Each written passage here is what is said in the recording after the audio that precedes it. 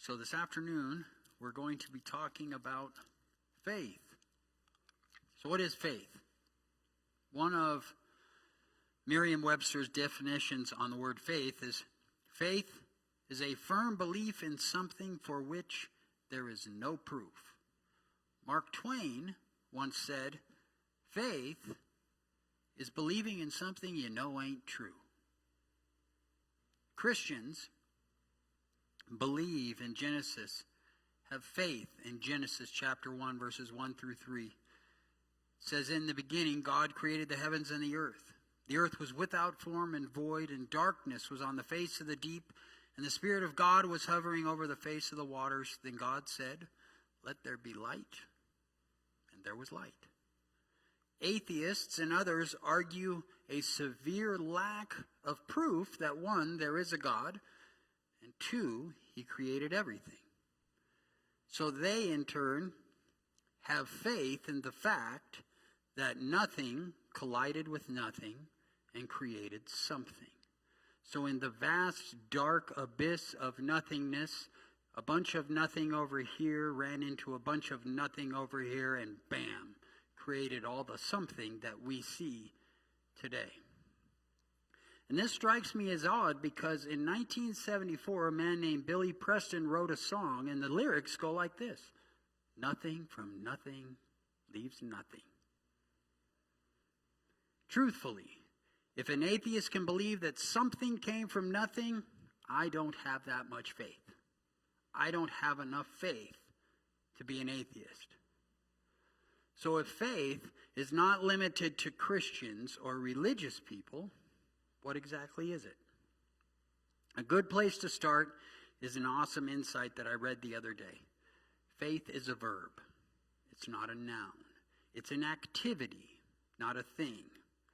So what exactly are we doing when we are faithing? Everyone here in this room has faith right now. I don't care who you are, what you think of yourself, you have faith. You have faith in the fact that the chair that you're sitting on will not collapse. But do you know for certain that the chair that you're sitting in won't collapse in the next minute? Of course you don't. So that means that the chair that you chose to sit in, you're just guessing that it will support your weight. Now I know and you know, and everybody knows, you're not guessing. So that means faith is an activity that hangs somewhere between certainty and guessing. What lies between certainty and guessing? That area is knowledge. Knowledge is the area where we human beings like to hang out most often, in the area of knowledge. Let me explain. Although none of you here today can prove that your chair won't collapse in the next minute, we can all look back at past experiences in our lives that support our faith in chairs. We have all seen human beings in thousands of situations, thousands of chair situations, and they were all successful. Well, most of them probably were all successful. Odds are we have all seen some very successful chair sitting, and we've probably seen a few chair fails. So if we remove faith from the confines of religion, faithing is a perfectly natural and commonplace thing for every human being. The activity of moving past the evidence at hand towards a conclusion that is not completely evident. Faith is the activity of moving past probability towards something stronger, even though the goal is never 100% certain. Would you be surprised to know that when the Bible defines faith, it doesn't say anything about God, it doesn't say anything about religion, it doesn't say anything about heaven, and it doesn't say anything about hell. It doesn't even say anything about all of the stuff that we always hear people use, religious or not, when they're talking about faith. Hebrews chapter 11 is known as the faith chapter, or as some people call it, the honor roll of faith. And verse 1 of Hebrews 11 goes like this. Now faith is the substance of things hoped for, the evidence of things not seen. Faith is the substance of things hoped for, the evidence of things not seen. So let's apply that to you and the chair that you're sitting in right now. Now faith is the substance or the realization that the chair you are sitting in will not collapse in the next minute. And the evidence or the confidence that even though you haven't seen it and you have no proof, it won't collapse on you. No one can know for certainty anything about God. No one can know for certain if God even exists. But does that mean that faith demands us to blindly guess or just turn off our brains? Not unlike you and your chair, I can point to past and present experiences that I count as evidence for my faith, even though I know that there are people who will not be convinced by the evidence that I have. But I trust that evidence nonetheless. This afternoon, we will be talking about a man who had amazing faith. Everybody here, I'm sure, has heard the phrase, that person has the patience of Job. But I would submit that Job didn't have patience as much as he had faith. Why? Let's look. Job chapter 1 verse 1 says, there was a man from the land of Uz whose name was Job. And that man was blameless and upright and one who feared God and shunned evil. The verses after that go on to say that Job had 7 sons and 3 daughters. It talks about how wealthy he was, all of the land he had, all of the servants he had.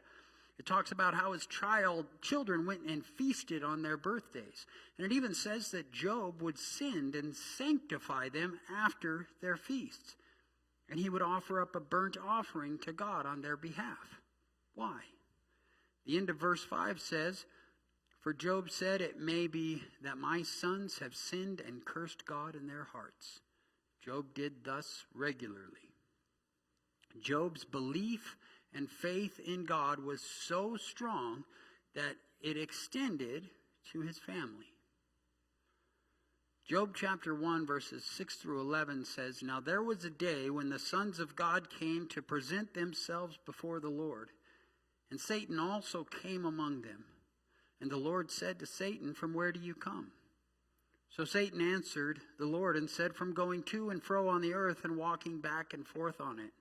Then the Lord said to Satan, have you considered my servant Job, that there is none like him on the earth, and he is blameless and upright, one who fears God and shuns evil? So Satan answered the Lord and said, does Job fear God for nothing? Have you not made a hedge around him, around his household, and around all that he has on every side? You have blessed the work of his hands, and his possessions have increased in the land. But now, stretch out your hand and touch all that he has, and he will curse you to your face. Job, unfortunately for Job, was chosen to be the subject of a pretty tough test of faith, because he was without a doubt the greatest man of faith alive. So God said Job had a strong and a real faith. Satan claimed that Job's faith was unstable. Stretch out your hand and touch all that he has, and he will surely curse you to your face. Satan points out a very interesting fact here. When bad things happen, we blame God. Blaming God goes all the way back to the book of Genesis. Genesis chapter 3 verse 12. Then the man said, the woman whom you gave me to be with me, she gave me of the tree and I ate.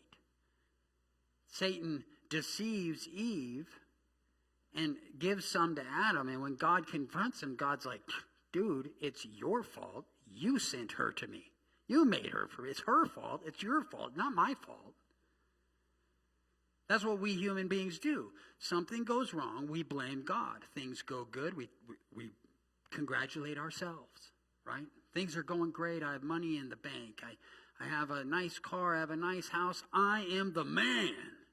But when things go downhill, God, why could you? Right? We like to blame God for our misfortunes. But why do we blame God? Evil doesn't come from God. Now, many people would say that because God created the devil, or created a person that ended up being evil, he was the one that ultimately created evil. But I have an example for you that may or may not prove you wrong. My brother built a motor for a race car. Prior to building that motor, that car probably had no earthly business being on a racetrack. Now, if the driver of that car decided to use this powerful motor to drive through the bleachers, intent on killing as many people as he could, would we blame my brother? Because in a sense, he created that powerful motor that drove through the bleachers and killed everybody. Or would we blame the person driving the car? Would we blame the person who was in control? Why do we blame the Creator when the driver made the decision to commit the evil act? Even Jesus said in Matthew 15:19, "For out of the heart proceeds evil thoughts, murders, adulteries, fornications, thefts, false witness, and blasphemies." Even Jesus says the evil's coming from inside you, man.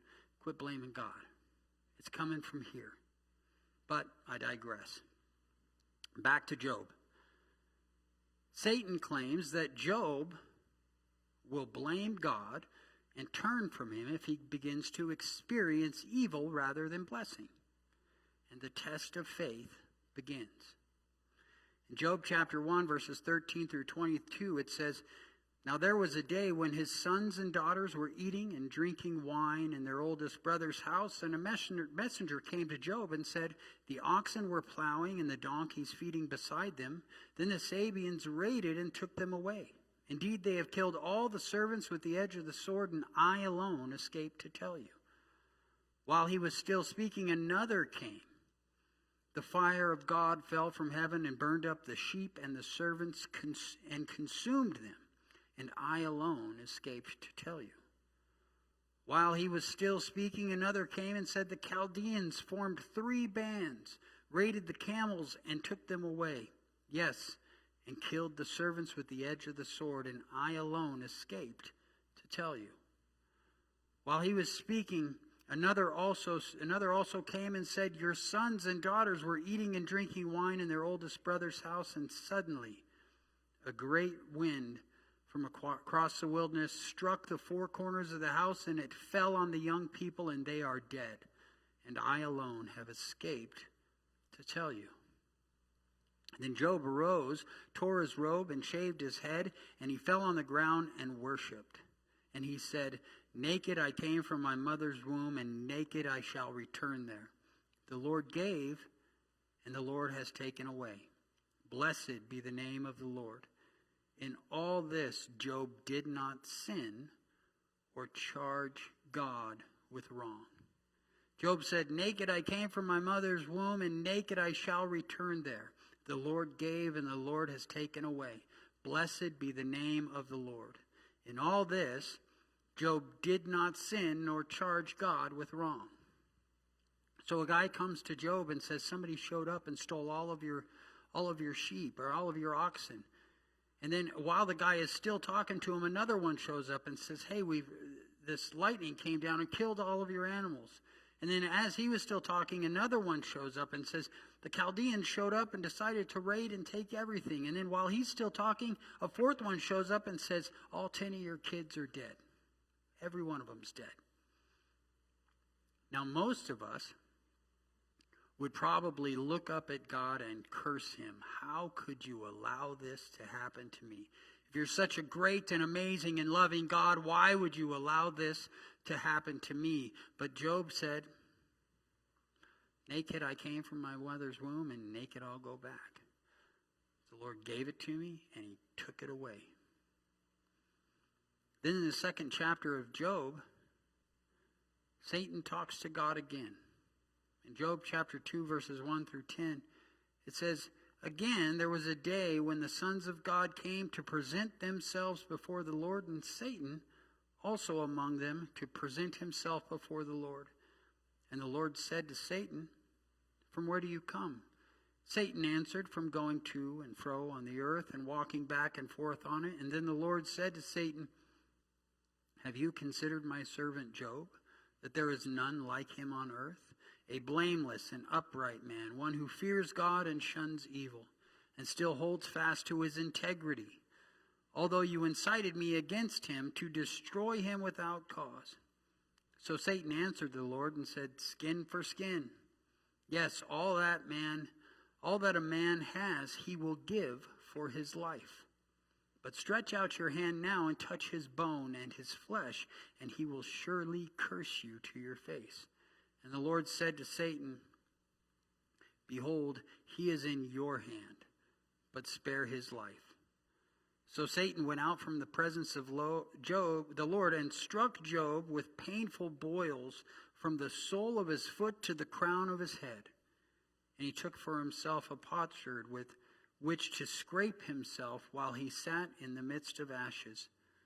Then his wife said to him, do you still hold fast to your integrity? Curse God and die. But he said to her, you speak as one of the foolish women speaks. Shall we indeed accept good from God? And shall we not accept adversity? In all this, Job did not sin with his lips. So Satan goes to God and says, take away everything he has, and he's going to curse you. He's going to hate you. I guarantee it. So God allows this to happen. And what does Job do? Yeah, well, the Lord gave it to me and took it away. And he fell on his face and he worshiped God. He still worshiped God. So Satan went to God and said, look, of course, to save his own life, the guy would get rid of all of his stuff as long as he's healthy. He doesn't care. He'd lose everything as long as he's okay. Touch him, hurt him, go to his bones, go to his flesh, destroy him, and he's going to curse you. So God said, he's in your hands. You do whatever you want, you just can't kill him. So Satan gives him boils from his feet to the top of his head. It's so horrible that Job takes a broken piece of pottery to scratch himself with, because this is just such a horrible situation that he's in. And his wife comes up to him and says, dude, you still trust God? You're still holding on to your faith? Curse God and die. That's a great wife, huh? Curse God and die. And what does he say? Really? You're a fool. Should we accept great and good stuff from God, but not accept the adversity that comes in life?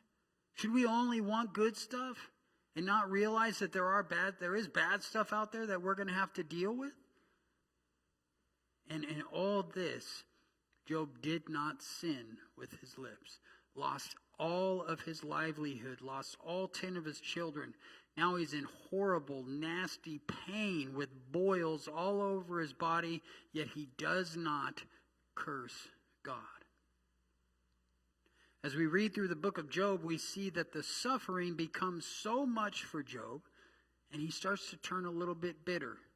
He starts to turn a little bit anxious, and he starts to get a little bit scared. He says things like Job chapter 3, verse 11, why did I not die at birth? Why did I not perish when I came from the womb? And in Job 3:26, he says, I am not at ease, nor am I quiet. I have no rest, for troubles come. So he says, why am I even living? Why was I even born? I can't believe I'm having to feel this and deal with this. Sucks, right? This is horrible. I don't want to have to deal with it. I'm not at ease. I'm not quiet. I have no rest. Troubles are in my life. Like us, Job hates the injustice that God lets evil people thrive while many honest people suffer. In Job 21, 7 through 9, it says, "Why do the wicked live and become old? Yes, become mighty in power. Their descendants are established with them in their sight, and their offspring before their eyes. Their houses are safe from fear, neither is the rod of God upon them."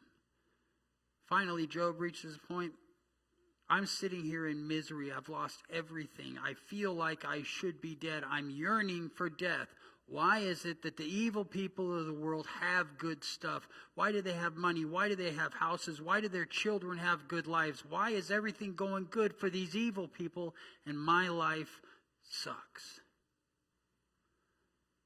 Job wants to face God, and he wants to talk to him and find out, why is this happening? But he cannot physically find God. He assumes that wisdom is hidden from humans, but he decides to keep chasing after wisdom by fearing God and turning from evil. So even in this horrible instance, even when he's questioning his relationship with God, he still doesn't turn from evil. He still has a desire to seek God and figure out the wisdom of God. No matter what happened to Job, no matter what his wife said, no matter what his friends said, no matter what questions he had and even grievances he had, he never lost faith in God. He never lost faith in the reality that there was someone in heaven defending his integrity and his faith.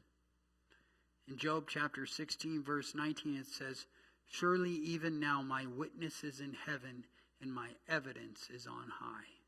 Trying to figure out why. I'm doing so good. I'm always trusting God. Why do I have to do this? I may not understand. I may not get it, but I know there's somebody up there right now who's defending me. There's somebody up there right now who has my back. In Job chapter 19, verse 25, it says, "For I know that my Redeemer lives, and he shall stand at last on the earth." I know my Redeemer lives, and he shall stand at last on the earth. I know there's somebody there who's going to save me. I know there's somebody there who's got my back. I know there's somebody who's standing in front of God right now who is defending me and is defending my integrity and my faith. No matter what garbage I'm going through, no matter what loss I'm facing, no matter what sickness I'm dealing with, I know that there's somebody up there. Each and every one of us know that there's somebody up there defending our faith when we're having a crisis in faith. When we're going through pain, when we're going through suffering, when we're questioning God, there is someone up there right now defending our integrity, defending our faith. That someone is Jesus Christ. No matter what Job went through, he had a stranglehold on his faith. He was not going to let go of his faith. He valued his faith even more than he valued his own life. In fact, the greatest demonstration of his faith is that he trusted God even when he did not understand. He trusted God even when he was asking why. True faith is perseverance in the midst of a storm. True faith is trusting God even when we do not understand. Sometimes God will lead us into a storm because he knows our enemy can't swim. Eventually, God shows up, commanding Job, "Be brave." He explains in detail the many aspects of his creation. Overcome by the appearance of God, Job recognizes God's infinite power and accepts the limitations of his human understanding. He accepts the reality, I'm just not gonna know everything. Even though I want to know everything, even though I want to know everything that's going on, I'm not gonna. So I trust the one who's in control. I trust the one who has charge of my life. I trust God, who I have faith in. After God shows up and starts talking to Job, in Job chapter 42, verses 1 through 6, it says, "Then Job answered the Lord and said, I know that you can do everything, and that no purpose of yours can be withheld from you. You asked, Who is this who hides counsel without knowledge? Therefore I have uttered that I do not understand, things too wonderful for me, which I did not speak. Listen, please, and let me speak. You said, I will question you, and you shall answer me. I have heard of you by the hearing of the ear, but now my eyes see you. Therefore I abhor myself and repent in dust and ashes." He says, I have heard of you. People have told me about you. I have known about you, but I've never seen you. But at this point, after losing everything, after being brought down to my lowest of lows, after questioning you all of these months while I'm sick, I finally see you. I finally see you. In my lowest point is where I finally saw God. And he says, I abhor myself. I can't believe I was questioning you the way I was. And I repent. I ask your forgiveness for the way I was just questioning you like I knew everything. We've been studying the book of Acts, and one of the many things that we are learning is that the early church's understanding of faith has provided us with a foundation. As we study his word, we realize that faith may start one way, but much like the seeds that we plant in our garden, your faith grows with time. Your faith begins to grow. It begins to flourish. It begins to get bigger. It begins to get stronger.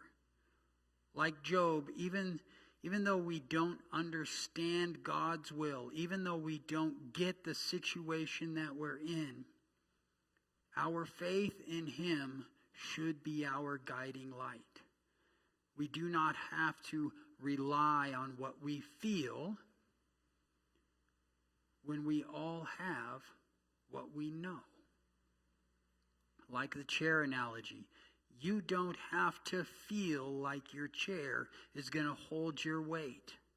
Your past experiences, your witnessing other chair successes have given you the knowledge, the understanding, the trust, and the faith that your chair is not going to collapse under your weight.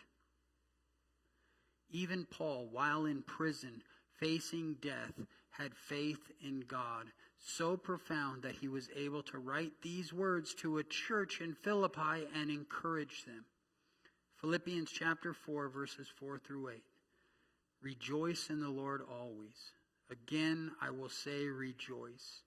Let your gentleness be known to all men. The Lord is at hand. Be anxious for nothing, but in everything by prayer and supplication, with thanksgiving, let your requests be made known to God, and the peace of God, which passes all understanding, will guard your hearts and minds through Christ Jesus. Finally, brethren, whatever things are true, whatever things are noble, whatever things are just, whatever things are pure, whatever things are lovely, whatever things are of good report, if there is any virtue, if there is anything praiseworthy, meditate on these things.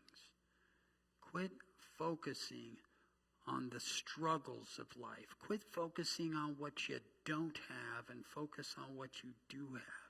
Quit focusing on what you've lost and focus on the things that you're gaining.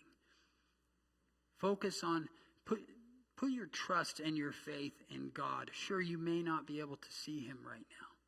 Sure, I can't give you 100% evidence that God is real and that he exists, but I have faith in my heart from past experiences in my life that God is real and that God does exist.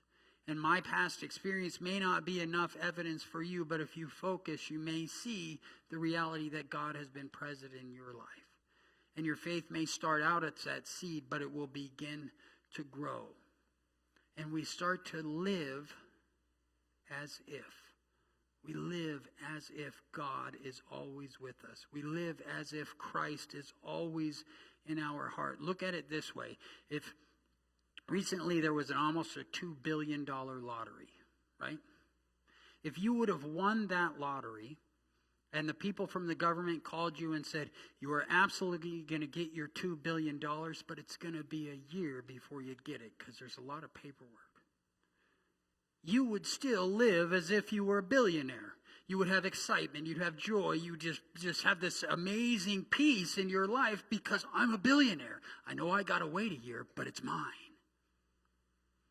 That's what faith in God is all about. We may not see it right now. It may not be something tangible we can grab a hold of right now, but I have it and it's mine.